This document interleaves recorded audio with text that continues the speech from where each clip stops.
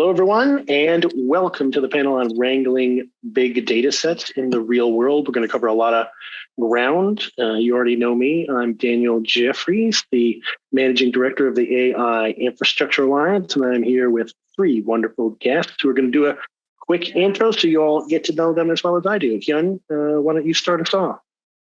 All right. Hi, everyone. My name is Hyun, co-founder and CEO of Superb AI. Superb AI's mission is to lower the interest barrier to machine learning. We help companies label, manage, and curate computer vision data sets easily using automation technology, and we help them get to production level AI faster. Awesome. Thanks so much. And Joe, why don't you go next? Hi, everyone. I'm Joe Doliner, founder and CEO of Pachyderm. Pachyderm is a data versioning and lineage tracking system that does distributed processing. Fantastic. Thank you, good sir. And HO, follow us up here. Take it home. And so HO Maycotte, CEO of FeatureBase. We're a real-time database built entirely on bitmaps. And we believe that everything in the future should be computed in real time and not be pre-processed or pre-aggregated. That is a bold statement. So maybe we'll explore a little bit of that as we go along. But let's start off with an easier one. What is different about dealing with data in an AI/ML system versus kind of traditional coding apps? And might be a good bet to, we could probably start off with any of us in this, but let's go around the horn. Why don't we start with JD on this one, since this is near and dear to Pachyderm's heart?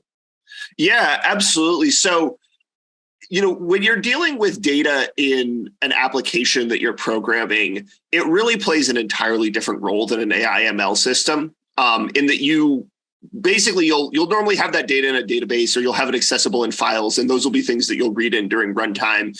And the data is there for the entire duration of the application. In an AI/ML system, that happens in sort of two distinct steps, wherein data gets fed into a model training process, and then it's not like that model has access to that data while it's serving. It gets computed into this gigantic bag of weights, essentially, and that in a sense contains the fingerprints of the data in it, but it doesn't actually have access to the data.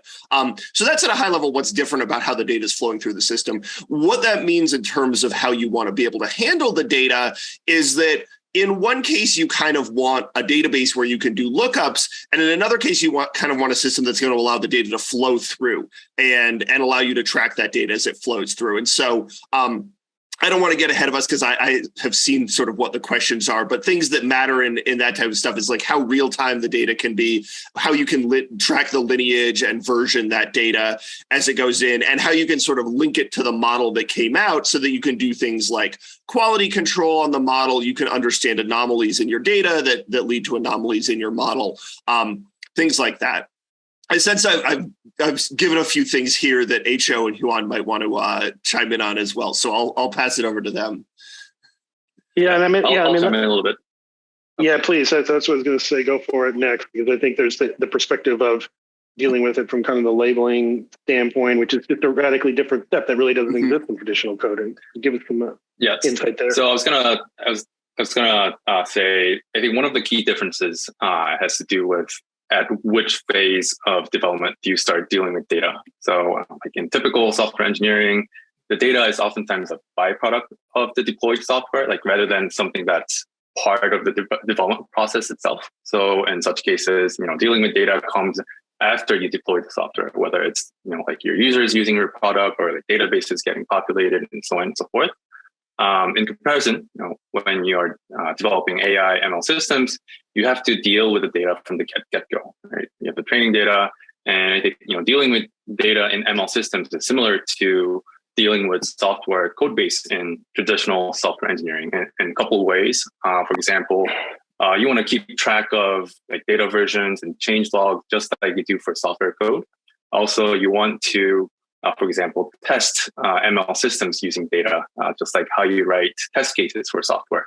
So this is a concept that I like to call data-driven or data-centric unit testing. So that you could write test cases for, say, an incoming new batch of training data that checks for the data distribution or data drift, or you could write test cases for testing the accuracy of your trained ML models. Like if you're working on autonomous driving use case, you can use like a set of, say, like rainy day images to test whether your new version of model works well for that case, and just go through that list of like test cases or test sets. So, are you seeing that as common already, by the way? Because right before we get to HO, because it was funny because I was writing about sort of unit tests and being applied to AML 3 or 4 years ago, and people thought it was nuts. And it seemed so obvious to me that we would get there. I mean, are you actually seeing it in generally in production now as like much more common, or is it still aspirational? It's definitely getting more common, but I definitely see, I think it's much rare for computer vision use cases. And it's more common for like structured data machine learning. Yeah. Unit testing on code is oftentimes aspirational too, though. So, oh yeah. So like we can't, HO, so I cut you off there. So jump on in about kind of where you stand on everything here. Yeah, I think those were some really good points that the others made. I think practically speaking, data is just much more scrutinized in machine learning than it is in a typical application. So it has to be a lot more accurate, a lot more cleaned up. So I think that's a piece of the puzzle that's different. I think historical data plays a much bigger role in machine learning than it does in maybe a traditional application. And I think the 2 stages of data are interesting, right? Stateful and exploratory work during training, and stateless, lookups during production. And I think, one of the big things there that ends up happening is that the data needs to be as efficient as possible when you take it to production, or your costs can go through the roof. We're starting to see a lot of that, right? And we're starting to see a lot of move out of the clouds because people are afraid of these costs. And so, ultimately, we're going to need a much more efficient approach to data and compute to solve the problems in production for us. So those are some of the differences that I see out there. And that's interesting that you're seeing. Are you actually seeing people pulling it out of the cloud? I mean, it still seems like the cloud has an order of magnitude sort of cheaper versus like building your own when you're talking about a giant scale. But if you're seeing that, that's pretty interesting. Yeah, I'm in this amazing Discord channel, which you should all join. It's called Yet Another Infrastructure Group. And a lot of the discussion there, like some of the famous infrastructure investors like Martin Casado, they love calling out every time somebody tweets about their on-prem mega clusters that they're building to go do the training, in-house. And so it just seems to at least be a very relevant talking point at the moment. So whether it's actually happening or not, there's a lot of discussion around it for sure. There certainly seems to be a lot of just like interest in that type of stuff. Like if you just look at the buzz that Stable Diffusion has got compared to like some of the other just like hosted solutions, like everybody got really, really excited as soon as they could run this on their own machine. Not that they weren't excited before. True, although their cluster of V100s is running in AWS. So I'm going to yeah, that doesn't necessarily mean, but like, I mean, I've been running it on my desktop, and just like the fact that I can, because I have a pretty nice graphics card on there, and it's like pretty sweet to be able to do that. That has been pretty cool. We could probably get to the whole concept of open AI as well, but we might rattle on that for an hour because it's pretty exciting. But let's go to a slightly less exciting question, but also really relevant, right? So one of the things we found out in the survey that we did for the big IA report that I talk about here as well during this conference is that the top concern was kind of wrangling that data and then sort of getting it labeled, dealing with it, processing it, QAing it, doing all these things. That was really like where people were spending the most resources and time. And we also found that people were hiring data engineers at like a 2-to-1 ratio, right, to data scientists, right? And we've certainly seen, labeling companies and such, get some big wins in recent days too, which tells me that people are moving into potentially more interesting machine learning based use cases past these kind of, we can all do, churn prediction, et cetera. Why do you think so many of the tools on the market are kind of still focused on the models and so few up until this point have been focused on kind of the data engineers and the data wranglers. And maybe we'll start with Hyun on this. Yeah. Actually, when I read this question, I was going to say that I kind of disagree. I do see a lot of new toolings that's just coming up, focused on data. And the biggest reason why, people have been focused on model-centric tools so far is just because, the fact that data-centric AI hasn't been around for so long. But I do see like a strong trend in companies moving towards data-centric AI and thus needing tools for tools focused on data. And it's interesting because I see this trend regardless of how much data a company has. So, like for example, like large enterprises that have previously relied on like open source, off-the-shelf machine learning models have started customizing these models to fit their needs. And for many applications of AI, you don't really need a new novel deep learning architecture, right? An open source model can be enough. So for these companies, that already have tons and tons of data, they're just throwing data to these open source models to retrain them. And then that makes naturally they now look for toolings that's focused on data that can help them manage and analyze large scale data sets, right? And the case is also the same for also true for companies that have very scarce data. So these companies basically need to maximize the juice out of the limited amount of data that they have. So it's only natural that they look towards tooling focused on data that can help them do that. So there's no disagreeing on panels. So, I'm not allowed to disagree. But anyone else, or JD, want to jump in on that as well? Are you seeing the same thing, like a proliferation now of kind of tools that are addressing it? I feel like I am, but it's a pretty recent thing. So, I would hard agree with this question a year ago, and now it feels like it's starting to change. And I think that a lot of it comes from the kind of academic roots of machine learning, because when machine learning was an academic process, it's still an academic process, but when it was a sort of exclusively an academic process, you actually were very disincentivized from focusing on the data, right? Like you would basically want to do a model on ImageNet, and the point was that you wanted to have a better performing model on the same data. And if you use different data, then like your research sort of wouldn't be as valid, because it'd be like, well, like you just had a better data set. This doesn't prove that you've done actually something more interesting with the model. So I think that machine learning sort of evolved a lot from that and is starting to shed that, because to be actually useful, a lot of the development is happening in the data. I also think that because of this, data-centric stuff just feels a little bit more blue collar than the model stuff. Like the really sort of cool stuff people feel like in machine learning is, coming up with this really cool new training method or some new architecture for the model that just feels like, oh, like this is a real like breakthrough or something like this. The fact that you wrangled a ton of data really, really well and it's perfectly labeled and everything, so it's a great training set, like it's hard to publish a paper on that. But practically speaking, that is proving to be the most important stuff right now. Yeah, and I think at the end of the day, we still have a huge gap between data and decision. It's not easy to go just grab data, especially at the volumes that some of these companies are storing their data. There's still a ton of data engineering and infrastructure that has to be thrown at the problem. Even for training, but more specifically for production. So we ended up in a world where a lot of the production infrastructure is doing offline versus online, right? It's sad when I look deep inside of some of these companies that are doing amazing fraud detection, right? Those fraud vectors are pre-computed. So I feel like the discipline of building models tends to be very different. It's like building the front end versus building the back end. And there's still just a big gap between those that can wrangle the huge growing data sets and those that are building the models on it. So I think that gap needs to go away.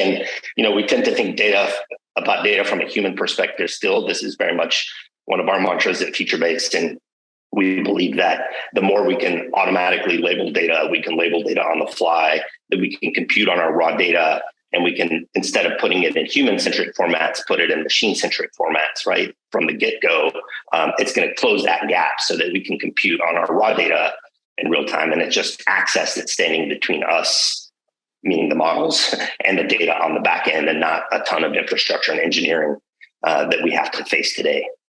Yeah, that's interesting. And it's also part of the thinking behind a lot of the synthetic data kind of companies, right? You can kind of label and generate the data on the fly, although there's still a huge chunk of sort of machine learning challenges kind of to solve there at some level too, right? And some of it's far ahead, some of it's not, right? Yeah, exactly. And if you think about it, we almost always move data to the models. We're not moving models to the data. And that means we're copying and moving data, right? That means we have to have systems and pipelines and batch processes that are doing all of that. That just introduces complexity and keeps driving that divide between the data and the decision. I think also the science has changed a bit, right? In that there's kind of Rich Sutton and his sort of the bitter lesson, right? That it's like, well, we're going to need all these, we just scale up the data and it works and the GPUs go burr, right? And whereas in the past, no, you can't do this. We need to have, latent understanding and human interaction built into it and all these models. And then there's kind of the classic joke of every time I, fire a linguist, the performance goes up 10x in my NLP model. And then I also think that the models in many ways are not changing anymore, right? It's if you look at, there was the joke at NeuroIPS, which they had this hilarious, kind of montage. And one of them was Vaswani et al. Still, relevant, and cutting edge, since 2017, right? Which was the attention is all you need paper, right? And it seems like transformers have basically eaten the world and started to say, we're going in this direction and just scale it up. And then you get the chinchilla paper, which essentially says you got to keep adding more data, right? And all these models are actually radically undertrained, right? So we seem to have moved to this point of grab as much data, make it as labeled, and perfectly labeled as possible and hurl it at the thing and it'll figure it out. So I think there's been a shift, and I think, Hyun, you're right in disagreeing with it, that it's just sort of a new way of looking at it, right? And data-centric hasn't been old, but now there's kind of this sort of new proliferation that's coming along. Do you think, though, that I think you're probably going to agree with this one, but do you think that the fact that we're seeing sort of a surge in business on the labeling sides of the house and and a lot of machine learning on that front too, right? Semi-supervised learning and all these things kind of helping speed it up. And somebody mentioned, you mentioned Stable earlier, and they used Clip to do kind of downloading and the text pair is kind of automatically generated, right? Do you think it's because people are now starting to deal with these kind of bigger data sets and figure out what the heck they want to do with them? Or do you think there's sort of kind of another reason that people are kind of pushing along on that front now?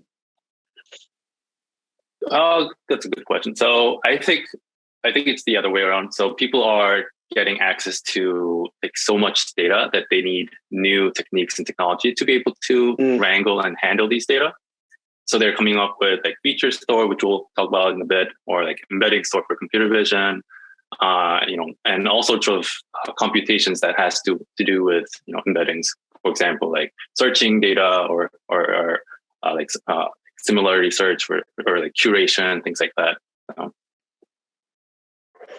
Yeah, so you're thinking it's not just you're thinking it's not just that people are now getting around to these, but it's actually that they're figuring out how to get access to these and getting access to a whole bunch more. That's essentially, so that's interesting. That's in contention. And HR, I cut you off. What were you thinking? Yeah, I was just going to say, I think the world of labeling is fascinating to me. I'm obsessed with this idea of compute ready data, decision ready data. And to me, labeling is one of the very first steps in that. And so labeling is in its infancy. Everything around me needs to be labeled and everything's pretty domain specific. We tend to start with sort of some human machine partnership in creating these labeling systems. And as that becomes more and more automated, I think labeling will be part of our data modeling, right? As we create data, it will be labeled and stored in this compute-friendly format. And I think that solves a lot of the other problems that we talked about earlier. And I think, these innovations on the labeling side are a huge step in the right direction, right? You can make a decision on a label, but not a video frame. So I'm pretty bullish on where this is all going in terms of helping solve this data model divide. Yeah, I think that labeling is one of the pieces of the sort of like broader ML picture that has sort of been fairly cracked from a product perspective. Like people sort of understand what that labeling product is supposed to do precisely enough that like there can be an entire market around these things. I think that hasn't happened through a lot of ML. I think that there's a lot of, and that's why you see a lot of other products where it's like kind of hard to pin down exactly what they do, right? And there's like overlap in different places. And, you know, like if you look sort of at the actual infrastructure and what they're doing, it's like, okay, like, yeah, this is how it's shuffling around bytes. This is how it's leveraging compute and stuff like that. Whereas labeling is one of the only things where like, if somebody tells me like, oh, this is a labeling product, I more or less know what I'm going to see in that UI when I open it up. You know, not exactly, but I know sort of the features to expect. Interesting. And then, you know, kind of moving beyond the labeling, which is, you know, still one of the, I think gathering the data and all these things is one of the biggest bottlenecks, and labeling is not sort of far behind it in terms of like where people spend the most of their time. Mm-hmm. And even when we started looking at it at the IA perspective in the early days, I do think it was true that most of the time, the vast majority of the tools were on the experimentation to deployment to serving phase. And it was kind of like, well, the data is going to get in here somehow, right? And it was like, I don't think it works that way. Like, I think there's a lot of pulling this stuff in and from lots of places and navigating the politics of the organization and bringing it all together. So it is kind of exciting to see it sort of shift back in the other direction and go, well, this is actually, it does matter a great deal. And since we're speaking about that, like you got some preview, you pulled back from the preview, JD, which was good, but let's go to the data versioning and lineage section and let's talk about why is it sort of become a newfound necessity in AML, and then there's kind of a follow on to this, like, is it just something that people didn't see coming, right? Or is it something that like has fundamentally changed in the way we do sort of snapshotting and versioning now when it comes to data? I think that a lot of people did see it coming. I think that, you know, it became a necessity. I'll sort of tell you the story of when I realized it was a necessity as a practitioner, which was I was trying to debug a fraud model at Airbnb, and something had just gone horribly wrong the night before. We were running on like a one night cadence on this stuff, no real time anything. And I just had no idea how the data had changed. And like, I was like poking through our HDFS. This was like 2014. And I was like, where did this model come from? What did this look like yesterday? I was like going to individual servers and trying to get logs. And I remember having this sort of aha moment of like, oh, like the issue is that I don't have the tools that I have for code. Like if this was Git, I would just basically do a bisect and I would be able to see exactly what change introduced this. And stuff like that. And I really, really wanted that for data. And so that was sort of the system. That was the biggest idea that we set out to build with Pachyderm, was the ability to sort of version these data sets and track the lineage between them. And I think that, you know, this is important across all sorts of data science, even like really simple stuff. But with models, it becomes that much more important because the models themselves are opaque. And so you can't really interrogate the model. All you can do with it is take an inference. And so, you know, people record metadata about their models, which is great because that's kind of a summary. But really, when you want to be able to interrogate what went into a model, you want to be able to look at all the data that went into it. And because when you can do that, you can sort of learn anything up to and including completely reproducing the training process and reproducing the model. So that's, you know, a short spiel on versioning. I could go on for days about this stuff. But I'm interested in taking it over to these guys because I think that they may, I don't know, they may disagree on some of these things because I'm a sort of like versioning zealot. So non-versioning zealots, maybe H. Yeah, I don't know if there's non-versioning zealots, but they may not be zealots. Yeah, I mean, I think I have perhaps a strong, maybe even controversial view on all of this. I mean, I think the labeling is certainly a step in the right direction, as we talked about earlier. But versioning and lineage to me are an aberration of all of the attempts we make to try to fix all of these problems. We end up having to transform, batch, ETL, clean data. A lot of that is manual processes. They get automated. And so there's 5 or 6 steps between raw data and feeding a model. And so keeping track of all of that is a complete nightmare. Recreating that is a complete nightmare. And that gauntlet of data is very hard and very important to recreate. And so I think at the end of the day, when we can compute on the raw data in real time, we solve all of these problems. I mean, just take, for example, it's like standard practice at Databricks to store your data in bronze tables, and then you stage and transform and move it into silver tables. And then you're going to feed it into your applications or your models in gold tables. That not only takes 20 minutes, but tracking all that back. And as you make changes to every piece of that, being able to track all of those versions is impossible. Imagine if we were just computing on a platinum table in real time. That was the raw data. And we were shifting our lineage and versioning to the code that our model is generating, using, versus the brittle pipelines and all of the manual steps that happen, right? Ideally, those transformations, those aggregations are happening in our model and in our code and not in a really complex infrastructure environment. Is that realistic though? I mean, before we get to Hyun on this, because that is pretty radical. And the old IT guy in me is like, the hell are you talking about, right? You know what I mean?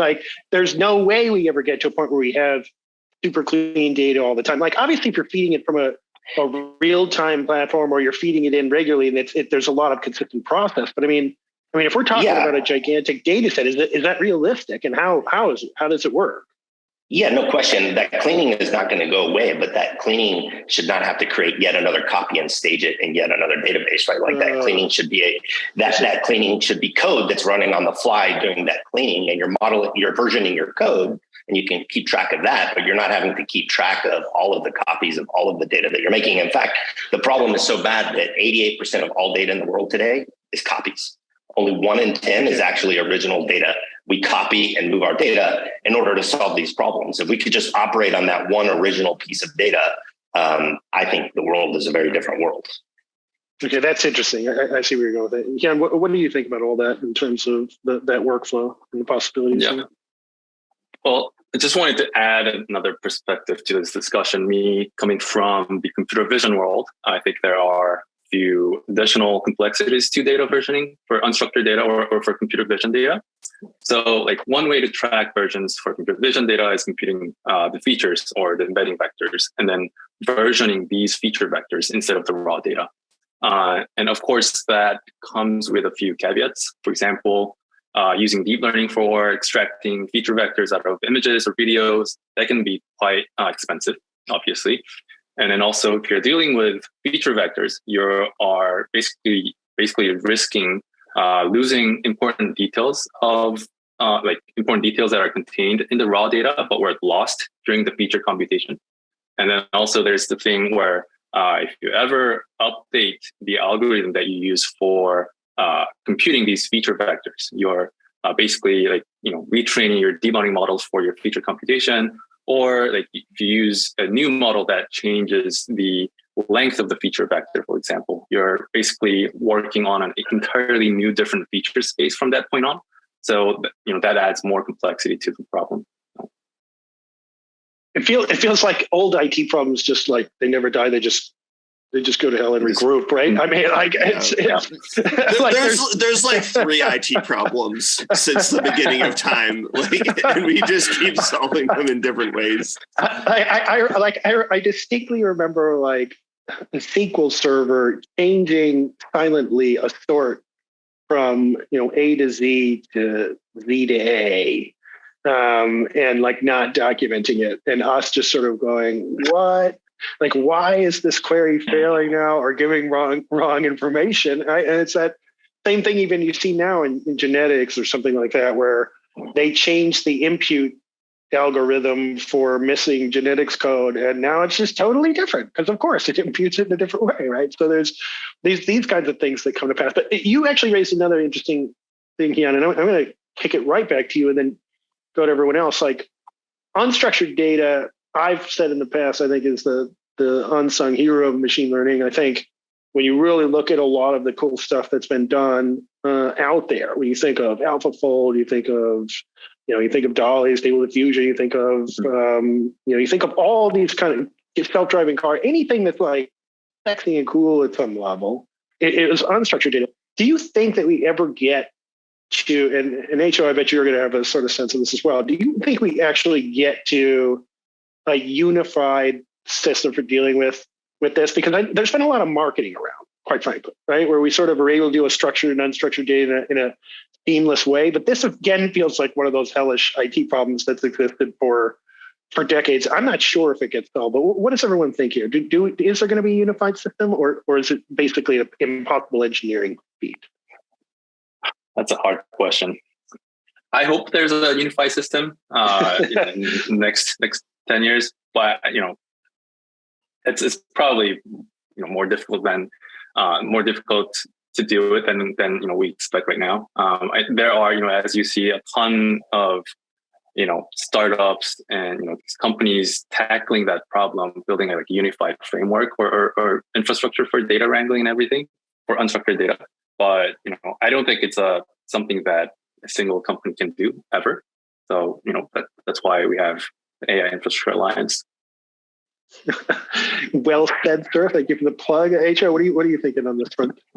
Yeah, I mean, I think there'll be less of a system and more of a stack that can handle this in a unified way. Right now, it tends to be overly complex. I mean, computer science 101 sort of teaches you that data, information, knowledge, wisdom pyramid, right? So I kind of fundamentally believe that all data starts unstructured. It's just today, our structured and semi-structured data got labeled by the user who did the wire from their Wells Fargo account online, but it was unstructured before they entered that wire into their platform, right? So at some point, all data starts unstructured, and I think we're just at various stages of how we perceive all of that. I think at the end of the day, it will blend and morph into one, and we won't see those distinctions.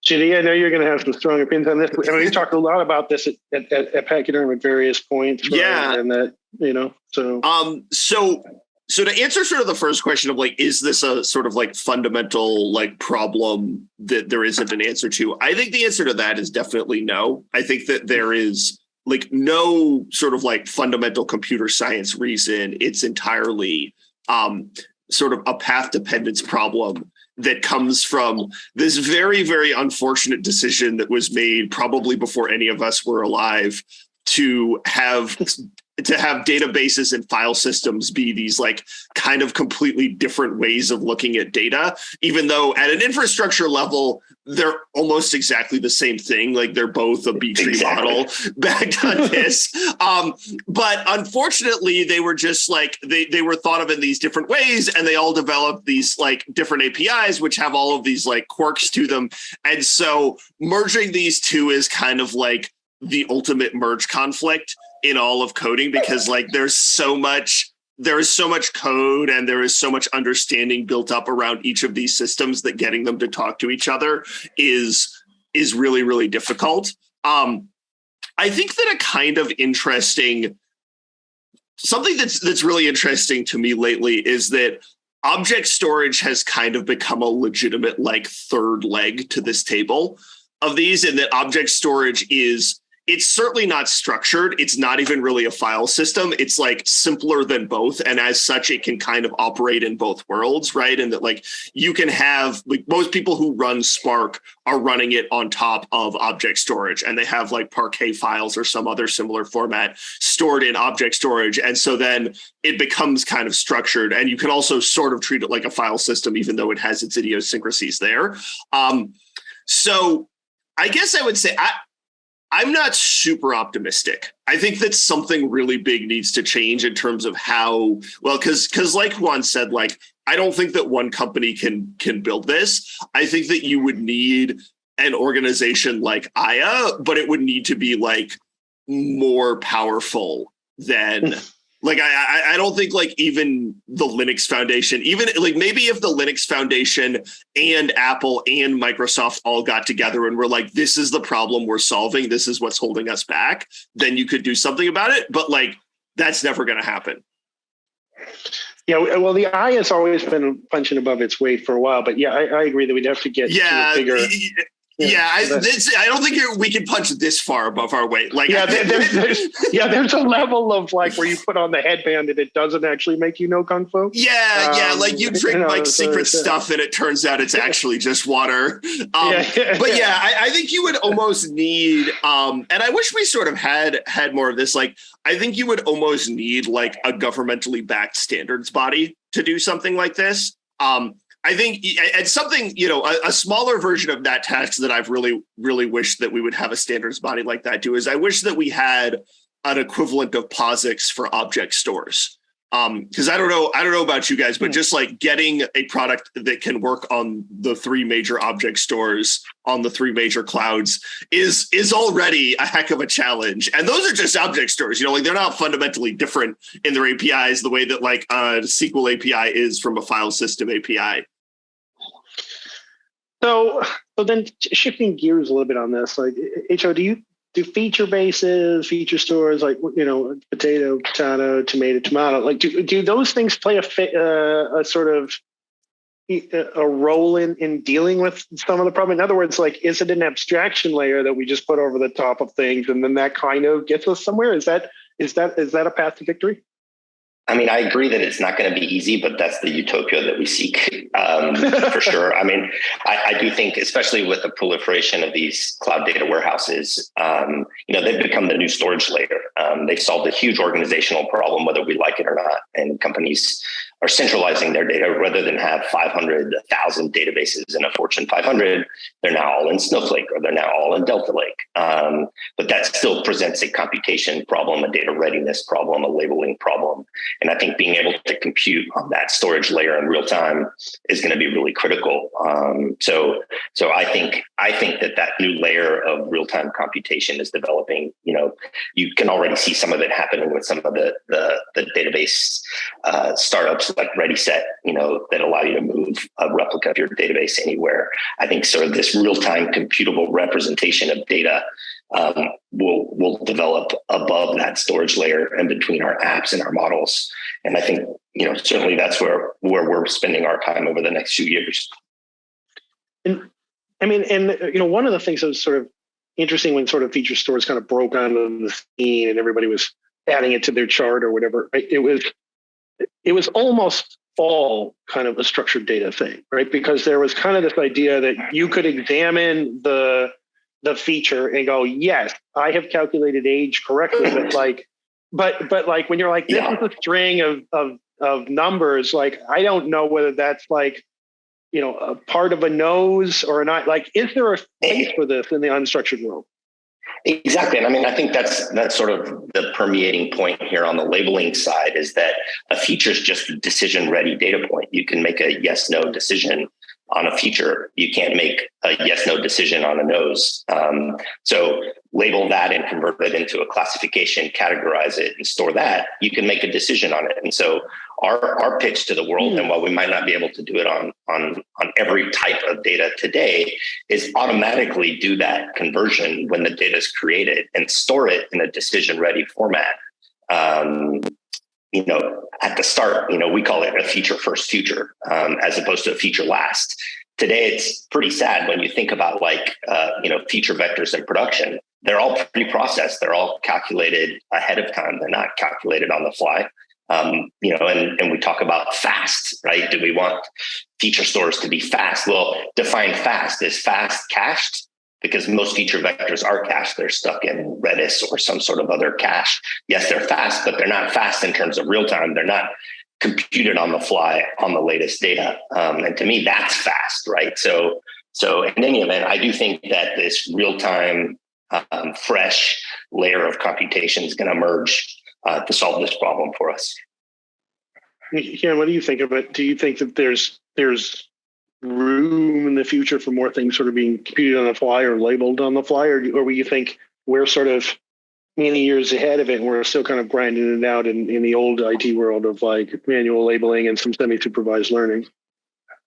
I think there are some exciting progress in that way. And then to add to Joe's point, I I think, feature store or embedding store for computer vision, it's not just for computation speed. It's also basically infrastructure that enables you to basically search through your unstructured data, right? So, a lot of the cases when the machine learning team is, pretty mature, let's say the model performance is pretty saturated.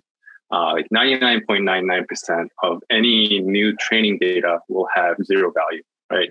And the challenge comes from finding the 0.01% of useful, valuable data. And I think a feature store or embedding store can be the infrastructure that enables you to do that. So, like, for example, let's say you're building a self-driving car, like within a batch of like newly collected footage of a car driving down a highway. You're probably only interested in the rare events, like such as the car driving under a bridge, and then there's like a person in the shadow of that bridge that you can't really see. Like it's a huge time save. If you can find these frames using feature vectors or embeddings before you annotate the entire video footage, and then use the like annotation information to do the search, right? I mean, it seems like many of these. Actually, I read something on self-driving cars where it's like we're 99% of the way there, but that 1% is like another 99%, and that half of it is really them just looking for additional edge cases, right? That one time where it is a shadow or someone randomly steps into the road when they look like they weren't going to, or it's a divider that has the same color as this. Like half of it is just them really looking for those edge cases and hoping to collect enough data that it becomes safe. That's interesting. Yeah. So I think like when you're in the initial phase of your machine learning project, like the challenge comes from like labeling and like QAing large scale training data. But once you're after a certain point, the challenge comes from like searching for these rare events and edge cases. Interesting. So, JD, I think we kind of hammered on that one. So let me go on to one last one here, which is not on the list, right? I'm going to throw you guys all a curveball, right? So, you guys, JD, we're going to start with you on this one. There's somebody, a VC or a bunch of customers drive up, to Pachyderm with a truck of money. It's just $500 million. And say essentially you can build whatever you want, over the next 5 years. But you've got to pick the thing that you think is going to have the most impact. And I'm gonna toss this one to everybody, right? What do you start working on at that point? What do you think ends up having the most impact if you basically money is no object? Ooh, that's a good question. I mean, I think that I would, obviously, like the boring answer is that I sort of put more resources into what we're working on now because, like, I have, I haven't been given $500 million by investors, but I've been given some millions of dollars by investors, and like it felt like sort of the same question at the time. But I think that I would sort of try to like really unify an end-to-end experience. And I think that in a lot of cases, like, and I think that it's hard to do a lot of that in-house. And so, not to imply anything with this answer, but if I had that much money, I would probably consider acquiring companies like the ones that are represented on this call, and like, because it's just like, hey man, like they just gave me $500 million. Like, let's all work together. Like we, like basically like let's have Aya be a company and see if we can like compete with the cloud providers on that type of stuff. And that's actually kind of one of the interesting issues, because I think that there are, and I'm sure that you guys have experienced this too, like, there are a lot of sort of practical business challenges that you have to solve that I think are the technical challenges that are the most interesting to people like us. And so just the fact that you have to sort of like work on all of the different clouds and work with the clouds, and a lot of times, they have sort of internal products on the clouds that aren't quite as good, but they're native to the cloud. So you sort of have to compete with the home court advantage there and stuff like that. The idea of an AI ML specific cloud provider seems kind of interesting to me. It it seems like it takes a lot of resources, but that's kind of the point of the question. I don't know if 500 million is even. It might not be enough. Yeah, let's pretend it. Yeah, but let's be real. If somebody comes up to you with a truckload of $500 million, then chances are you could ask for more, and they wouldn't within the realm of this question. So yeah, I think that's what I would focus on. And like a lot of the things that we've talked about in this call are sort of like what goes into that. So like you imagine like the sort of like the real-time systems that we're talking about and the tracking systems and everything like that. Imagine if you could have that for like the entire cloud end to end, because like there's still having the data be real-time and stuff like that is amazing and improves your velocity a lot. But like you're still not going to have your nodes spin up in real time and stuff like that. And maybe you don't need to, that's just sort of one example, but there's all sorts of latency that the cloud sort of impose on you that of course you can get around, like you can pre-warm stuff and things like that, but you have to get around them rather than it just being the cloud is built for stuff to just be like flowing really quickly and having the lineage be tracked and having everything be versioned. Hey, Joe, you just got $10 billion. What, I love it. What are you going to do with it? What are you building? I think my VCs planted this question to test me, so I have to answer this question very carefully. So for the next 12 months, I'm going to stay very focused on my roadmap. I think real time in general, though, is very, very new. I think the adoption and the importance of real time is grossly underestimated. We see it every day on the field. It's very misunderstood. So I think we've got, a couple of years of letting this wave hit in terms of real time. We're very focused on the core capabilities of building a fully functional OLAP database on bitmaps, and building a database is not for the faint of heart. We're getting pretty close. And so I would spend that 500 million on sort of the next longer term roadmap, sort of our 12, 24 month, 36 month roadmap. And, we loosely internally call it compute cloud, based on some user defined functions, embedded model execution capabilities that we're building. If it's true that you can compute on raw data in real time, I would love to be able to take, labeling models and algorithms and embed those directly in the database. I see a world where we're moving models to the data and not data to the models. If we think of our best of breed SaaS companies today, Palo Alto Networks, Zscaler, guess what? 100% of their customers move all of that data to them. We pipe and ship all of the data so that they can run their models on your data. Imagine a world where they're shipping their models to your data and you're in complete control, and you're securing and perhaps even networking the output of those models and not the input, right? I think it absolutely changes the dynamic of the world. And so this is sort of our big idea and where I would spend all of that money. Now, I got to put one foot in front of the other, but I do think that true real time unlocks the ability to move models to the data. And that's what I would work on. And I just got a text message from your investors, and they said, good answer. Take us home with this, man. We drove up $10 billion bucks, just do whatever you want. Like, what are you building with it? What do you see as the most impact in the next 5 years? Yeah, I'm pretty much with JD and H on this one. If I were to give them the money, I'd want to build an end-to-end platform that spans the entire gamut. What we're building right now is computer vision, data labeling, data QA, data curation platform, and what we're building now has a lot of potentials when it's integrated or used together or expanded, to the entire value chain, right? Like earlier in the ML dev cycle, like we might put more resources into like data collection side of things. Could be synthetic data like diffusion models, and then also like later in the ML cycle, model side of things, model training, model analytics, deployment. Like you really have to close the loop from like model deployment back to data collection in order to build like an end-to-end platform. So that's what I would want to build, and that will definitely involve acquiring other companies.